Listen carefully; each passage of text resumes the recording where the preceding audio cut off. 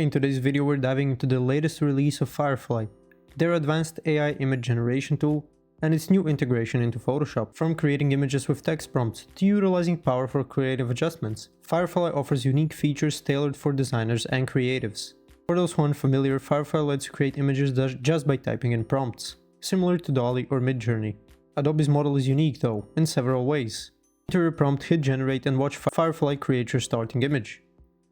Now Firefly offers a lot of control over generated images. After you hit generate, you'll get 4 options to choose from. From here you can further customize everything from aspect ratio to the style of lighting.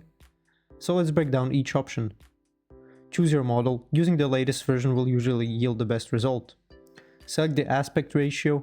Then there's content type, illustration or photo, and Firefly can auto-detect the best type based on your prompt. There's also a structure option where you can add reference images to match outlines, depth, and even colors from other photos.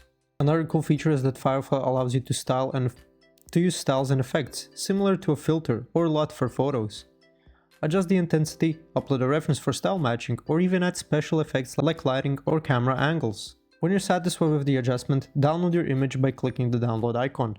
Firefly uses Adobe stock and other open license assets, ensuring you have full rights to your images. This is invaluable for commercial projects, where copyright is crucial.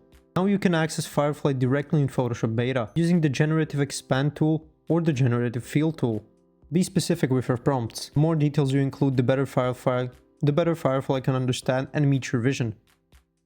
Upload reference images to ensure that generated content matches existing elements.